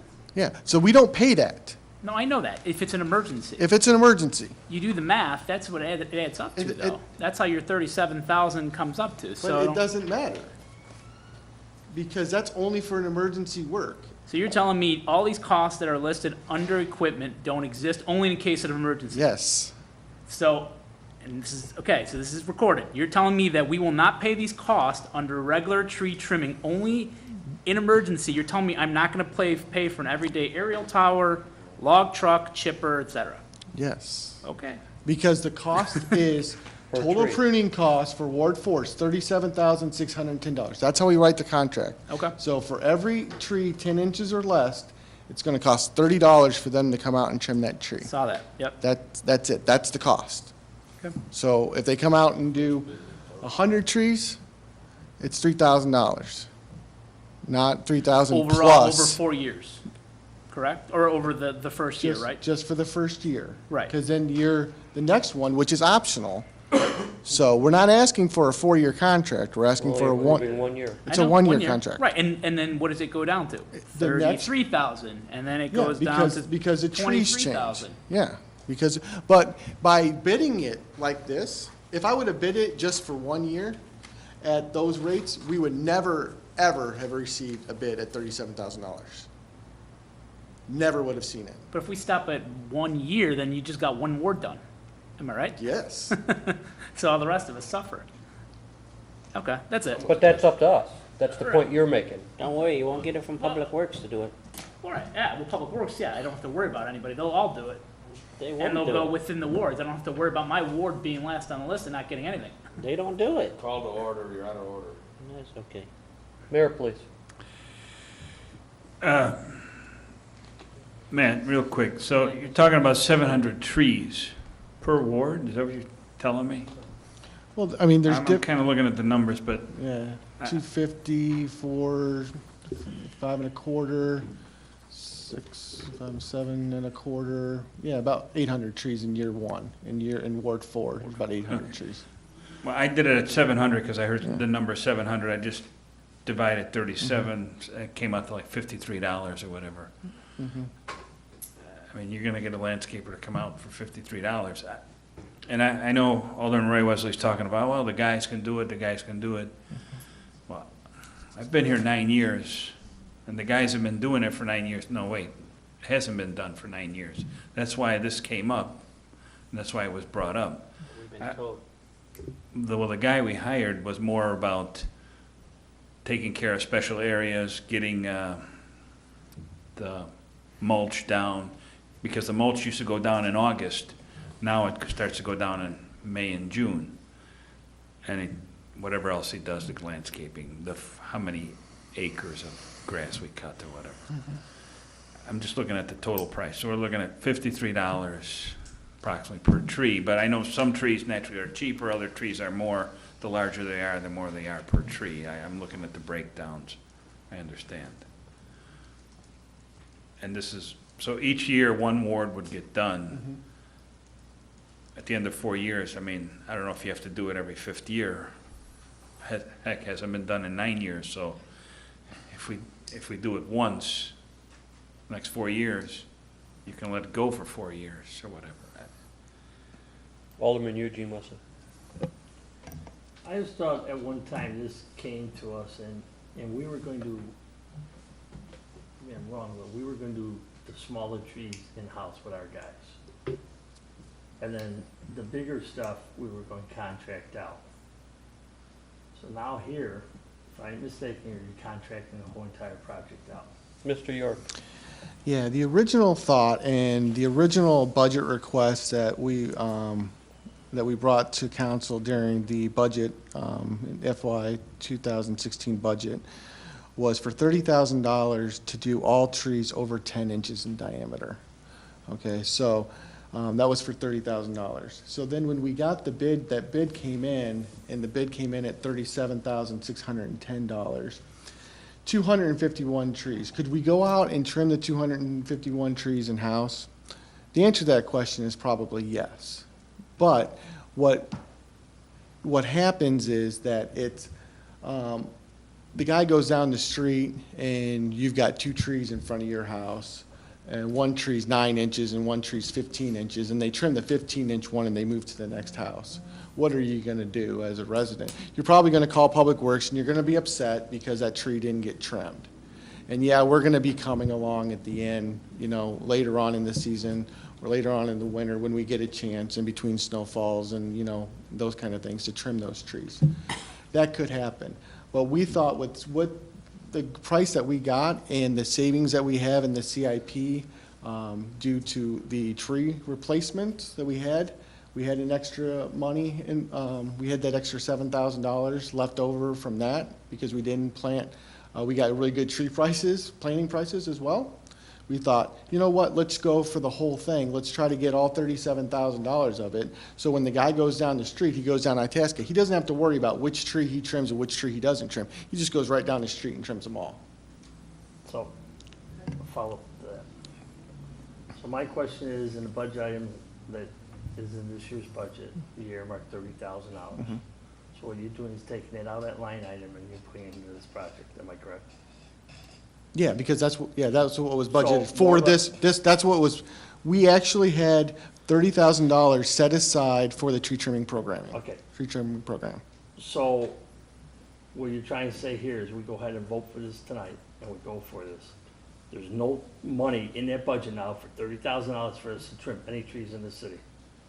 So if another place calls, like Ward 2's got a limb that's hanging really low and Ward 1's got a limb hanging really low, we aren't gonna do any trimming of trees. Is that what I'm hearing here? Because you just took $30,000 out of the budget for tree trimming and moving it into a project that means there won't be another tree trim. Tell me Mr. how. York. The $30,000 was set aside specifically to bring forward this agenda item. This is what we budgeted in the expanded level for tree trimming. This program will allow us to provide timely maintenance on larger trees in the city. The goal is to of this program is to provide shapely parkway trees as well as removing any dead limbs or trees on trees larger than 10 inches in diameter. This will help supplement trimming by staff. In addition to this, routine trimming decreases liability as well as improves aesthetics. The goal will be to trim one ward every 5 years, beginning with Ward 4. That's what we requested during this year's budget, $30,000 set aside, earmarked for this agenda item. And we would like to use $7,000 left over from the tree planting portion of the CIP, which went under budget, in order to pay for the additional $7,000 on this, so we can provide tree trimming for all of Ward 4 this year, get on a cycle where we can provide timely trimming, and then we won't have we got to go over here, we got to go over there, because that's what we're doing right now. And we're going to all these trees. Alderman Catalano probably weekly sends me a tree that needs to be trimmed in his ward. So we'll have to go, once we get to Ward 3, we clean up all of Ward 3. We don't have to worry about all of those random onesies and twosies all the time. We can get our trees in a good shape where they're aesthetically pleasing and also healthy. So you're saving $7,000 on planting the trees. Are we sure that you're gonna come here and say we need another tree here and there? I mean, are we planting all the trees that, every ash tree we took down this year? The money that's there is replacing every ash tree that we removed. Yes. Okay. Mr. Murms? Alderman Messina? So I get caught up to speed. A couple of years ago, you guys were doing the tree planting, right? I mean, we were doing the tree planting in-house. Is that right? Mr. York? Tree planting? Yeah. I do not believe Public Works has ever planted a tree on a program. Our guys aren't, we had this discussion Other than like before. Arbor Day or something, Yeah. we haven't We don't. planted multiple trees. We don't So plant trees. I know we outsource now. What Yes. do we pay per tree now? Is it like $250 or something like that from the plant tree now? Yeah, it's on the budget. It's on the agenda for next week. Okay. That's to be approved. Yeah, I think it's about two. I'd have to look it up to be sure. But I don't remember. Alderman Jacob? Question, when, we're gonna do all of Ward 4, but what happens if someone in Ward 2 or Ward 1 needs something? Is Public Works gonna take care of that, or are we calling this company and saying, hey, you need to go over to a different ward? It's not the exact same question that I'm asking. Hang on. Mr. York? Yes, as we do now, Public Works has the ability to trim most trees in town. If we do not have the equipment to trim the tree, because our bucket truck really isn't set up to be a forestry bucket truck, it only goes up 37.5 feet, and I don't want my guys extending it up 37.5 feet because it's not very safe, and it sways pretty good when you get up there and there's a little bit of wind. So we really can only trim trees that are about 30 feet tall, because you want to make sure that you're at a safe angle and you're trimming down and not reaching up and trying to trim a tree branch above you that's going to turn around and hit you in the head. So if we can't do it, we do have money set aside that normally we could ask this company to come in and do it for us. Normally we have MDL or a Chiosic Tree Service will come in and do some trimming for us if we can't get to it, if it's too big, too tall for us, or if it's wrapped up into electrical wires or something like that, that's not safe for us to do it. Alderman Roy West? Well, don't our arborists climb? Aren't they trained to climb it up? No, we do not climb. Yeah. Okay. When you send stuff to the city manager, then you've got on here a spring tree planting, so.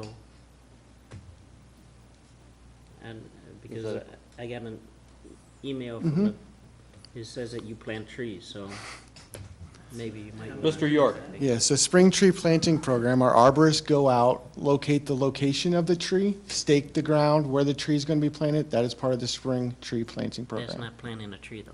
No. Alderman Messina? We have an arborist that goes and plants the stake that we pay on staff, 3 of them, and we have another person we pay to actually go in and plant it. Right? I just want to make sure I know this, so I know exactly, okay. Yes, Okay. yes. Arborists go out, they decide where the tree is going to be planted, what type of tree is going to be there, whether it's a small tree, a medium-sized tree, it can be a large tree, where it is in relationship to storm sewers, water bee boxes, NICOR boxes, anything that we can see out there. It's good to have somebody that knows about trees to be able to go out and place that stake in the right spot, and also to say what tree needs to be there. And we have 3, is there a way to maybe expand 1 or 2 of their roles to do something else, maybe offset some of this, so we can do some of this in-house, and maybe the big ones just bid out? Mr. York? There are 3 arborists. That's not all they do is arborists. They don't do just tree stuff all day long. They pothole patch, they do lawn mowing, they do weeding, they do our Julie locates, they do sign installation. Our arborists, I don't have 3 arborists that sit there and all they do is tree stuff all day. I mean, they are maintenance workers, just like anybody else that I have in my department. Their title's maintenance workers, they're not arborists. No, That's they just part of get- their job description. Yes. Okay, that's what, okay, so they're not arborists, that's just part of They- their job description. They are arborists. They are certified Okay, arborists. But their but- job title is maintenance worker. Yes, and they Okay, get a okay. $300 stipend to be an arborist, and Gotcha. we can go out and say, is that tree alive or dead? And it's their call on whether or not trees come down and, or trees stay up. And they're the ones that talk to the residents and talk to the people out there about why that trees are gonna stay up, it's not gonna stay up, what's wrong with it, what's not wrong with it. Yeah, just for, I mean, that's, most of the staff has additional certifications, whether it's the weed applicators or whatever that stuff Roy always talks about, the arborist string, there's other things in the vehicle side of it, licenses and stuff like that, so it's just one part of what they do. Alderman Catalano. When is this going to start, the pruning season? When does that start? Usually pruning is done in the fall and the winter. Okay. So we would do that over the winter months. I can't give you dates because I gotta get this passed first before I can actually talk to them about when they can come in and start doing the work. And the reason why Catalano calls you about, taking care of those trees is because I have residents that call me up, and I took a picture of it, and there's a lot of branches on the street, and that's the reason why. But also, this lady called me the other day, and they want to thank you for going out there and taking care of that, so thank you. Thank you. No, I did it. Okay, we have a motion, we have a second, roll call. Alderman Sorrentino? Yes. Alderman Messina? No. Alderman Catalano? Yes. Alderman Jacob? Yes. Alderman Woods? Yes. Alderman Roy Wesley? No. Alderman Eugene Wesley? Yes. Alderman Sizmarsky? Yes. That passes. Next, approval of partial payment request number 22 to Williams Brother Construction for the North Wastewater Treatment Plant Upgrade Phase 1B in an amount not to exceed $313,237.80. That is my motion. Do I have a second? Second. Questions? Roll call? Alderman Sorrentino? Yes. Alderman Messina? Yes. Alderman Catalano? Yes. Alderman Jacob? Yes. Alderman Woods? Yes. Alderman Roy Wesley? Yes. Alderman Eugene Wesley? Alderman Sizmarsky? Yes. That passes. Next, items to be considered at future meetings, vehicle purchases, dump trucks, October 8th. I did have a question up there. How many, is it multiple trucks? One truck? That'd be 2 dump trucks. Okay. Wastewater SCADA, October 8th. Lincoln Court Streetlight Survey, October 8th. Ward 2 Phase 3 Engineering, October 8th. Snow Removal IGA, October 8th. Clark Mosquito Contract, November. And South Treatment Plant Feasibility Study to be determined. Is there anything else somebody would like to add? Seeing nothing, I make a motion to adjourn. Do I have, all in favor? Aye. We are adjourned.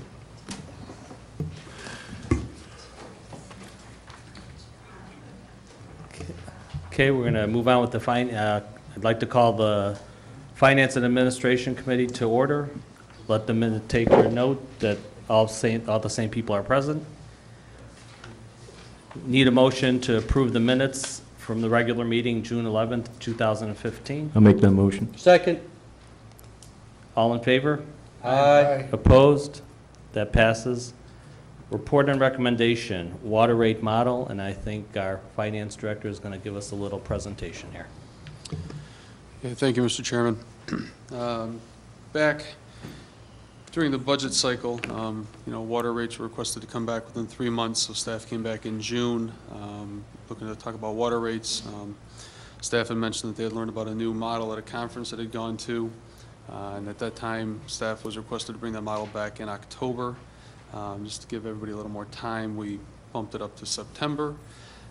So what was in the packet was kind of an overview of that model.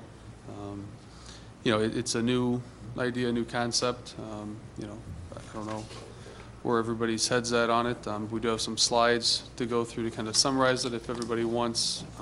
If you want me to walk you through it, we can certainly do so, and then kind of have a discussion. We're not specifically discussing rates tonight, just the structure of the rates.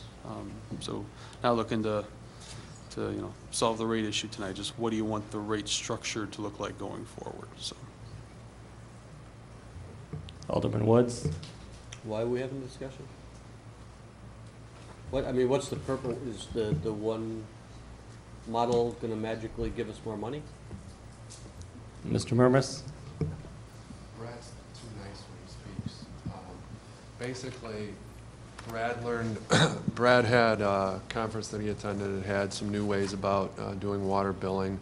You've obviously read, fixed costs, variable costs. So you either know if you like fixed costs or variable costs.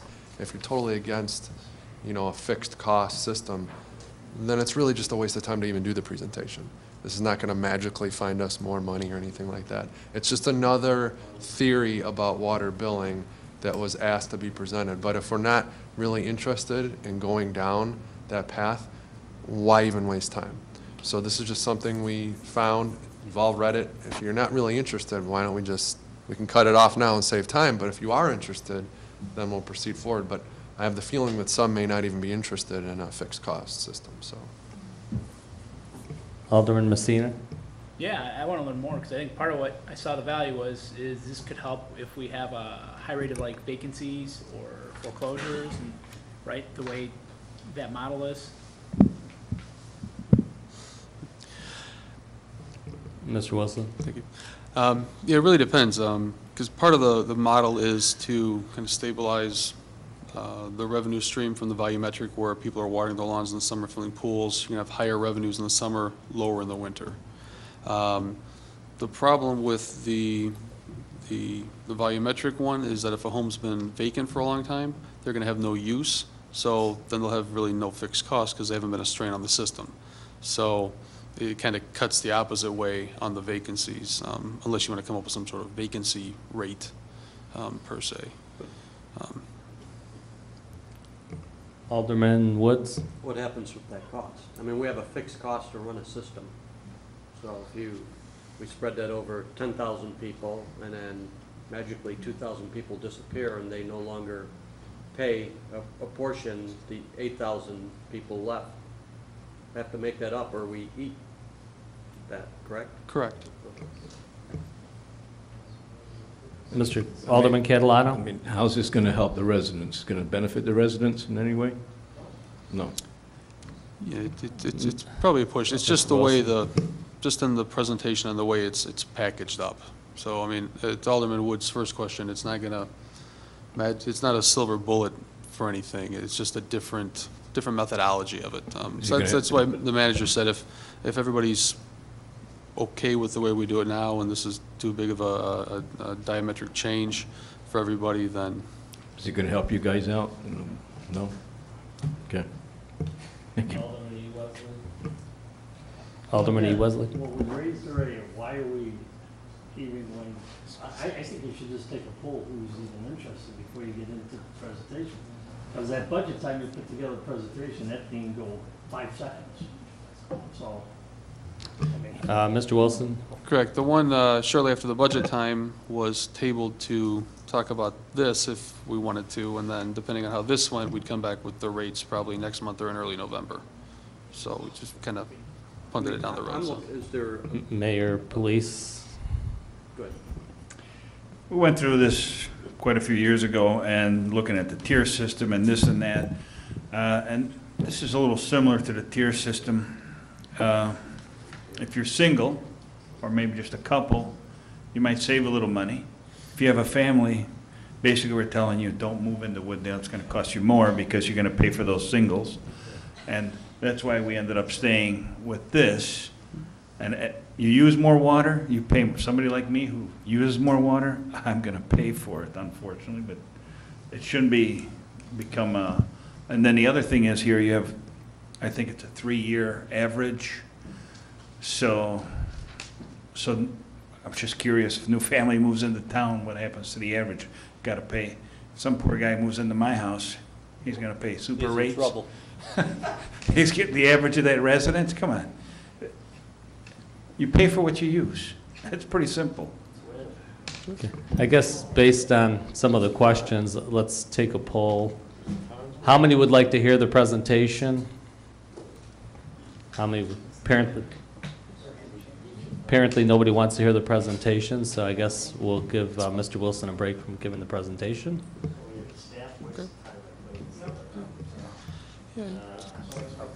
Thank you for bringing, Alderman Messina? thank you for bringing it, because we appreciate it. I thought it was a good read, but sounds like it doesn't make sense for right now, so thank you, though. Yeah, and I was just going to say, you know, like it came up, we were requested to bring it back. We brought it back. It's a non-starter, and, you know, we you know, effort on with the way we've been doing things. So, you know, no harm, no foul, learn something along the way, and, you know, hopefully make a better system going forward for everybody, and there you go. Okay, next, items to be considered at future meetings. Does anyone have anything to add? Yes, I do. Alderman Catalano? Whatever happened in the past when we used to have the monthly video gaming revenue that we used to have, you know, not going amount. It's in the report. Mr. Wilson? It's still in the report. I haven't seen it. It should be in the monthly report and in the statistical section of the finance when we have income tax, some water bill information. There is a report in there as well. Okay. Monthly? The monthly one, Okay. correct. Alderman E. Wesley? STSP cards. When's that policy coming us? When are we going over a year already? Mr. Wilson or Mr. Murmas?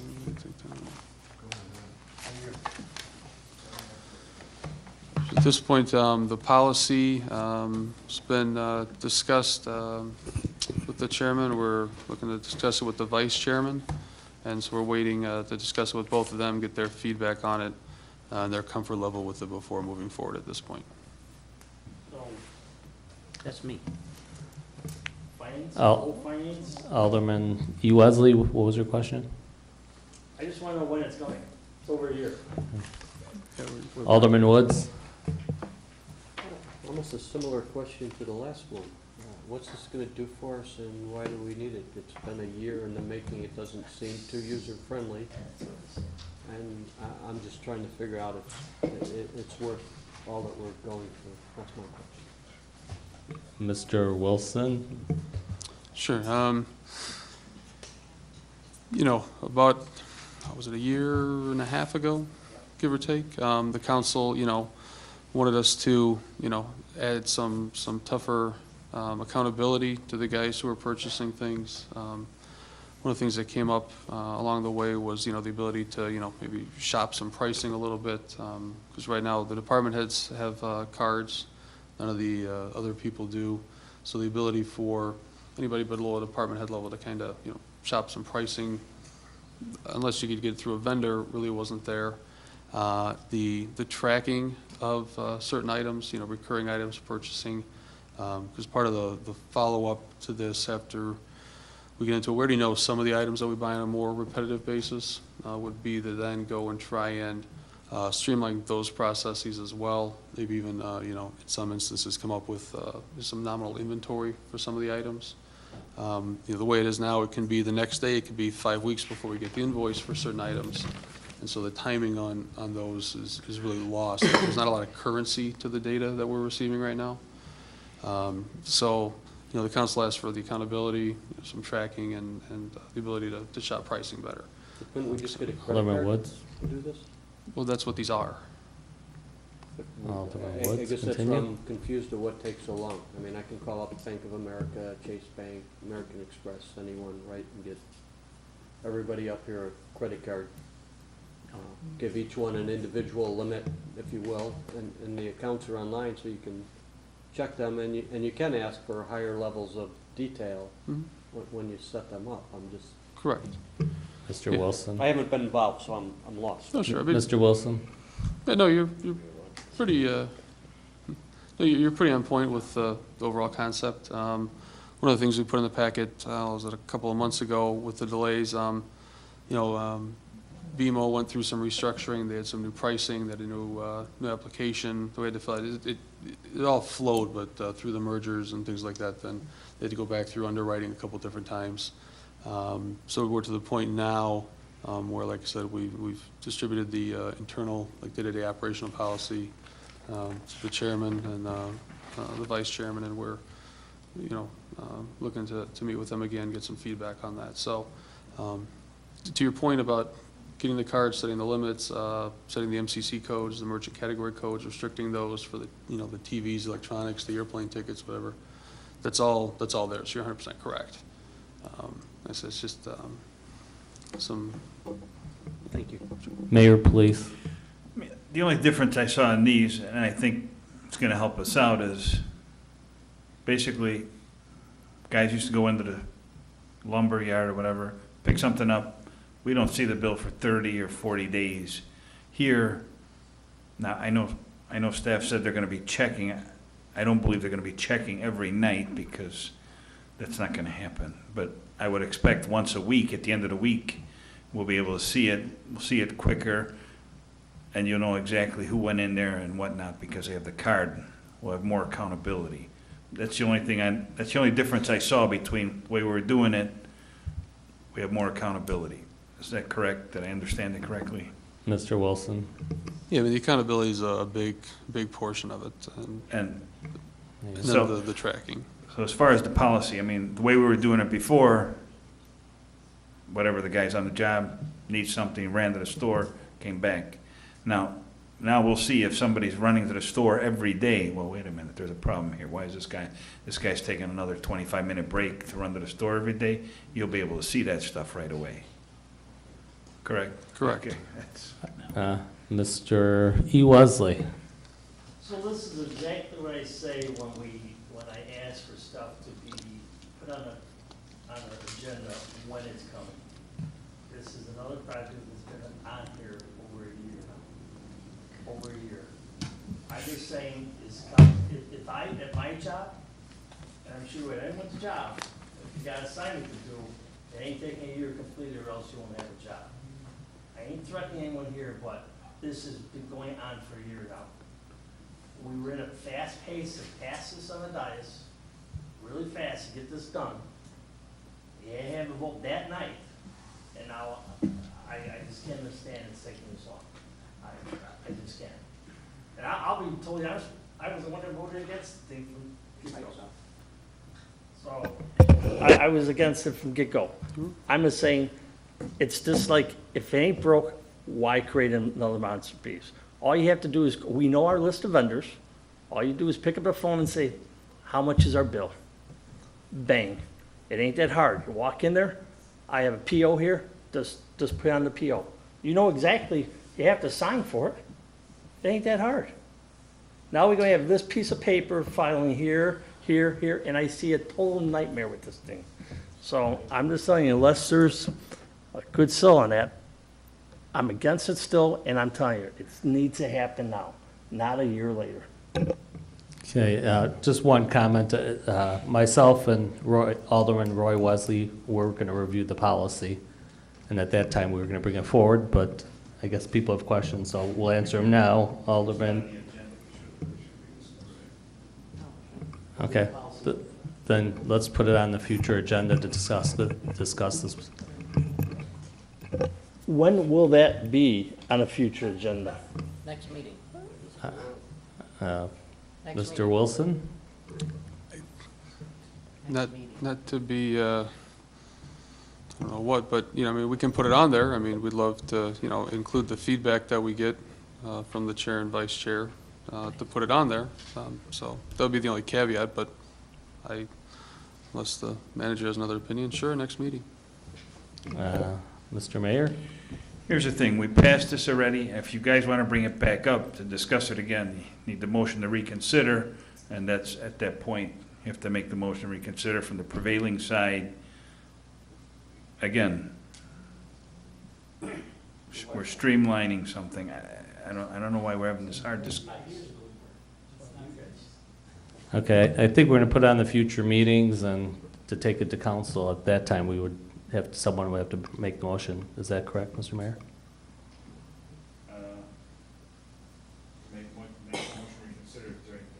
The council, I mean, we could still talk about it on the next.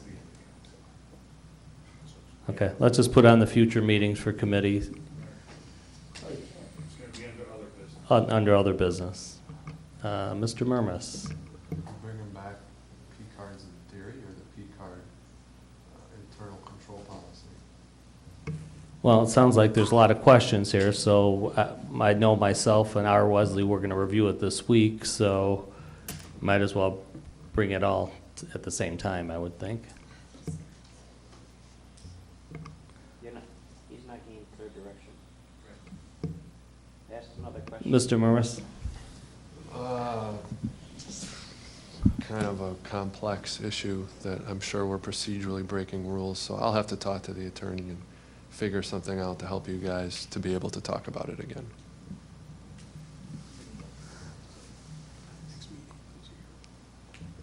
Okay, any other future business? Well, Alderman Woods, did you have something? Well, I was going to say, I don't think that we were trying to get rid of it. We're trying to understand why it takes a year and a half to get it done. I just think it's a simpler process. The things that it was meant to solve are still issues that need to be solved. So the typical vendors, when you go there and go to the lumberyard, I got lumberyard accounts, guys go there, spend $1,000, $2,000, $5,000. I don't know what that bill is. Till 30 days later, they send me a bill, say you owe $104,000. And then I see what individually everybody did, or when they went there. With the P card / credit card, whatever it is, I mean, even to the mayor's point where you're not going to look at it every day, you can get alerts. I have other cards out there. I get alerts. Every card, every time they use it, goes to my cell phone. So I know if Peter works for me and every day he's going, I'm like, hey, Peter, what are you doing at the store? You shouldn't be at the store. So, I mean, you can solve it. It'll come in handy. I don't know how the P card works or why it's taking so long. That was my only concern or question. Okay, well, I guess we'll have Mr. Murmas check with the attorney to bring this back up. Mike, did you have a question? If we put that on the agenda, the meeting, garbage. Yeah. I just want to make sure one of the finance. Okay. Anything else to be considered for future meetings? With that, I'd like to make a motion to adjourn. Do I have a second? All in favor? That passes.